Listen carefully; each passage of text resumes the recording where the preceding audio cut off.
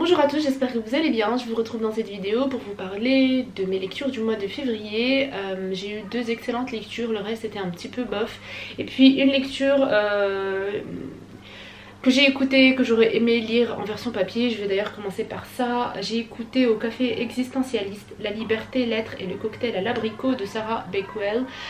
Je l'ai écouté grâce à Audible, c'est un livre que je voulais lire depuis longtemps. C'est un essai philosophique qui va nous parler du courant existentialiste, qui va parler de phénoménologie, qui va citer énormément de philosophes, genre Hegel, Heidegger, Beauvoir, Sartre, et puis beaucoup d'autres. C'est une très bonne lecture, mais il y a tellement d'informations dedans que j'aurais préféré la voir sous format papier, parce que c'est pas évident de cumuler toutes ces infos et toutes ces connaissances en écoutant le livre. Sachant que l'audio est assez long, je pense qu'il fait 14 heures ou quelque chose comme ça. 11 ou 14 heures, je sais plus. Je ne l'ai pas fini, j'ai écouté genre 80%, mais après je me suis un petit peu lassée. Mais je n'ai pas été déçue pour autant. Parce que, mis à part le côté théorie philosophique, on a aussi accès à d'autres facettes de ces philosophes, notamment leur vie intime, notamment leur parcours académique, notamment leur position et leur contribution politique à l'époque, etc., etc. Du coup c'est vraiment très intéressant, mais j'aurais préféré le lire sous format papier. Voilà. Ensuite j'ai rapidement lu une BD, Le Manifeste communiste de Marx. Ce que j'ai retenu de cette BD, c'est la naïveté de Marx. C'est le truc qui m'a sauté le plus aux yeux et c'est ce que j'ai retenu au final. J'avais acheté cette BD à une époque où j'étais très intriguée par le marxisme, où je voulais vraiment beaucoup, j'avais vraiment envie de lire sur ce sujet. Je ne l'ai toujours pas fait, je pense que je le ferai à un moment ou à un autre dans ma vie, mais aujourd'hui c'est moins pressant par rapport à ce que j'ai envie de lire, et ce manifeste, la BD m'a un petit peu refroidi. Voilà. Ensuite j'ai lu Le sens de ma vie, un entretien avec Romain Gary.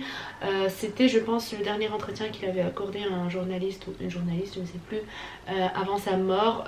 J'ai été un petit peu déçue, si je peux le dire, par rapport à cet entretien. C'était moins jouissif que ce que j'attendais, parce que la plume de Romain Gary est toujours très jouissive et on a toujours des révélations magnifiques.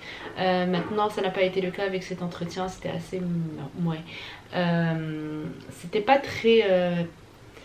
c'était pas très philo comme moi je pensais que ça allait être. Ça va pas traiter ses angoisses, ses questions existentielles. Je pensais que ça allait être ça en fait, mais ça n'a pas été ça. Sachant que Romain Gary s'est suicidé. Voilà. Aussi, si vous avez lu les romans de Romain Gary, si vous avez lu la majorité de son œuvre, ça risque d'être très répétitif. Moi j'ai juste lu La vie devant soi et La promesse de l'aube, et j'ai trouvé que c'était déjà répétitif. Voilà. Je veux dire, cet entretien est assez répétitif par rapport à ce qu'on retrouve déjà dans ses œuvres. Ensuite, j'ai lu un excellent essai, La désobéissance civile de Henri David Thoreau. C'est un essai, pendant que je le lisais, je pense que j'ai partagé une page sur deux sur Instagram, parce que c'est tellement fort, et c'est un essai qu'il a écrit avec ses tripes. Alors, Henri David Thoreau, il avait refusé de payer un impôt ou une taxe à un moment, parce qu'il n'était pas d'accord avec la politique de son pays, notamment sa politique militaire. Et du coup il a été mis en prison à cause de ça. Enfin, je pense qu'il a dû passer une nuit au commissariat, un truc comme ça, jusqu'à ce qu'une personne de son entourage vienne payer une amende pour le faire sortir de là, et elle a payé l'impôt à sa place.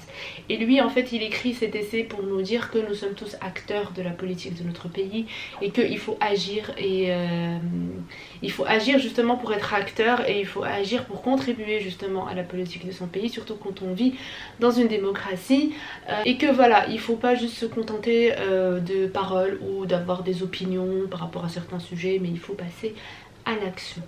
Voilà, et c'est un très court livre qui m'avait été offert par une abonnée que je remercie énormément, et qui m'a d'ailleurs dit que l'auteur s'était ensuite, je pense ensuite, isolé dans une cabane, dans une forêt, et il a écrit un roman pendant cette période là, et du coup je suis maintenant super intriguée, et il est clairement sur ma wishlist. Par rapport à la désobéissance civile, si vous ne l'avez pas encore lu, je vous invite à le faire. C'est un livre que tout le monde devrait lire. En plus il est très court et il est excellent. Voilà, et ça peut créer des réveils politiques, réveiller les consciences politiques des citoyens. Voilà, c'est une excellente lecture. Ensuite, j'ai lu Le Retour de Lilith de Joumana Haddad. Je pense que c'est une autrice libanaise. C'est essentiellement un recueil de poèmes. Il y a aussi une pièce de théâtre qui parle de Lilith ou font l'éloge de Lilith. Parfois c'est Lilith qui parle, parfois c'est Dieu qui lui parle, parfois je crois que c'est Satan qui lui parle, d'autres fois ce sont des hommes, et parfois c'est elle-même qui prend la parole. Et du coup Lilith, moi je connaissais pas du tout son histoire, je connaissais juste Adam et Ève, je savais pas qu'il y avait une Lilith. Et du coup Lilith aurait été la première femme à avoir été créée avant Ève, et du coup elle avait été créée avec Adam de la même manière, genre c'était d'une manière égale, pas comme Ève qui aurait été créée genre deux Adam, mais Lilith et Adam ont été créés de la même manière et en même temps, sauf que Lilith a refusé de se soumettre, et du coup elle a refusé de vivre avec lui et elle s'est barrée. Et du coup elle a été bien sûr jetée du paradis, etc. Et je pense qu'elle a été carrément livrée à Satan, etc., etc. Voilà, du coup moi je connaissais pas du tout cette histoire, je connaissais pas du tout ce mythe, et ça a déjà été bien de le découvrir. Les poèmes sont assez intéressants. Ça nous montre la femme insoumise qui est souvent aussi l'insoumission en fait, qui est souvent, lorsqu'il s'agit de femmes insoumises, c'est aussi souvent synonyme de femmes tentatrices, de femmes qui a couché avec le diable, de femmes pécheresses, etc., etc., etc. Donc voilà, c'était une lecture intéressante. Et enfin, j'ai lu et par contre, ça m'a donné envie, de lire d'autres livres, surtout de Joumana Haddad. Apparemment, je pense qu'elle a écrit des romans. En tout cas, j'ai vu des titres qui m'ont beaucoup intéressée, notamment un qui parle de Shahrazad.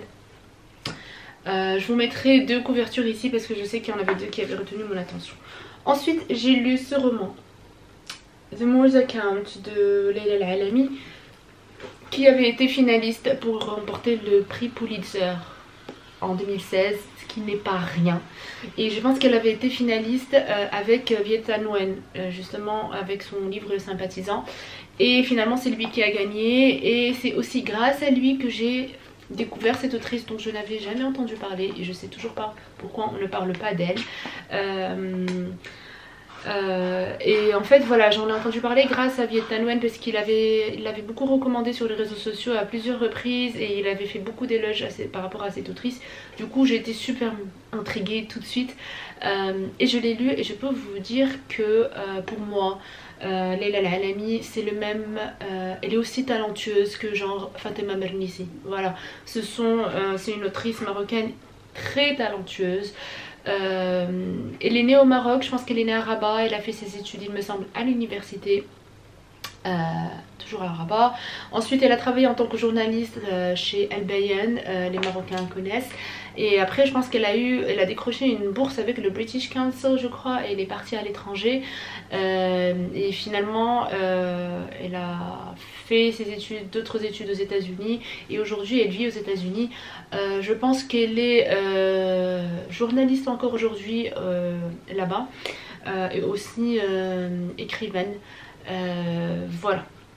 Elle vient de sortir un nouveau roman qui va sortir dans quelques jours s'il n'est pas déjà sorti. Non, je pense qu'il sort dans quelques jours, genre le 26 mars. Et ça s'appelle The Other Americans. Et je suis sûre que ça va être un excellent roman. Je pense que je vais acheter l'e-book dès que ça sort parce que j'ai pas envie d'attendre. Surtout que le sujet m'intéresse beaucoup, et du coup je pense que ça va parler des Américains non blancs. C'est-à-dire les Américains noirs, arabes, musulmans, asiatique, latino, etc., etc. Et du coup je pense que ça va être super intéressant. Vu que c'est une femme qui est non blanche et vu qu'elle est talentueuse, je pense qu'il n'y a pas de doute par rapport à la qualité de son futur roman. Alors, The Mole's Account, au début j'avais peur de pas accrocher, j'avais peur, je savais pas du tout de quoi ça parle déjà. J'avais peur de pas accrocher, j'avais peur que l'anglais soit compliqué, je sais pas. Mais finalement non, ça a été une très bonne lecture. C'est un roman historique en fait, qui est basé sur des faits réels et qui va parler, alors tenez-vous bien, qui va parler d'un esclave marocain, d'Azmour, qui avait été acheté par des Espagnols à l'époque. Alors l'histoire se passe au XVIe siècle, voilà, donc on est dans les années 1500. Il a été acheté par des Espagnols qui étaient Azmour à l'époque et il va partir avec eux et puis il va se retrouver avec eux en Amérique en train de découvrir, voilà, en train de découvrir et de coloniser l'Amérique. Et le roman, il est basé sur des faits réels et les personnages qui sont dedans, ce sont des personnes qui ont réellement existé. Et l'esclave, dans ce roman, c'est un peu son compte rendu à lui par rapport à ce voyage-là en Amérique. Parce que, comme il dit, l'histoire a été écrite par les vainqueurs et que les Espagnols qui étaient là, la version qu'ils ont racontée n'a pas toujours été très exacte. Par exemple, pas mal d'entre eux ont épousé des femmes indigènes, indiennes, et pourtant ça ils le diront jamais, ils ne l'ont jamais dit dans les versions officielles, parce que ils étaient mariés avec des Espagnols, ils avaient des enfants en Espagne. Voilà, il va parler de beaucoup de choses. J'ai adoré, franchement c'est un très bon roman. Je sais pas s'il est traduit en français, je pense pas, mais c'est un très bon roman. C'est très rare où je n'ai jamais lu, je pense, de roman historique comme ça, avec un personnage marocain, encore moins un marocain esclave.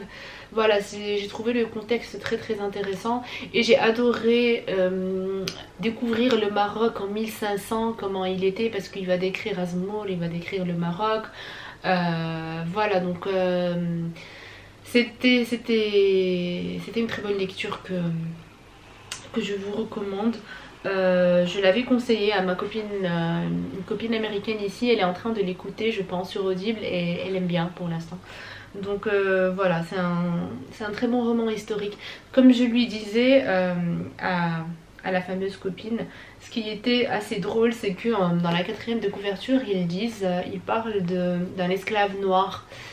Et ils disent pas que c'est un esclave marocain, et je suppose parce que les Américains sont plus familiers avec des esclaves noirs et que ça va plus leur parler que de lire dans un résumé un esclave marocain. Et peut-être que certains ne savent même pas où se trouve le Maroc, j'en sais rien. Et voilà, du coup j'ai pas trop aimé ça en fait dans le résumé, parce que voilà, il est pas noir, comme j'essayais de lui expliquer, il est pas noir.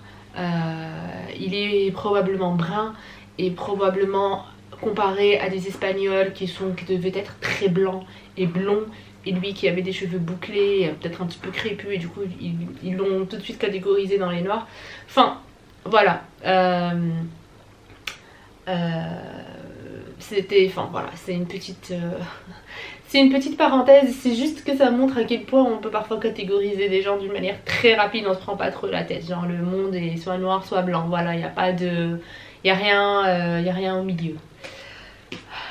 Voilà, du coup c'est tout pour mes lectures du mois de février. Par rapport au mois de mars, là on est genre le 12 mars et je n'ai encore fini aucun livre, mais c'est pas grave parce que je suis en train de lire un excellent livre et que je ferai peut-être une vidéo à 100% dédiée à ma lecture en cours, qui est le mythe de la virilité, voilà, qui est le mythe de la virilité de Olivia Gazalet, et qui est un excellent livre. Soit je ferai une vidéo dédiée à ce livre, soit je ferai une vidéo sur mes recommandations de lecture féministe. Je pense que ce sera plutôt ça, parce que vous me posez souvent la question par rapport à par quel livre commencer, etc. Et lui il fera clairement partie des essentiels, voilà, à lire à ce sujet là. Voilà, je pense que je vous ferai aussi une vidéo par rapport au podcast que j'écoute en ce moment. Parce que c'est aussi une question qui revient assez souvent sur Instagram. Du coup voilà les projets des prochaines vidéos. D'ici là je vous souhaite de passer une bonne semaine. Faites de bonnes lectures comme d'habitude et à bientôt. Salut.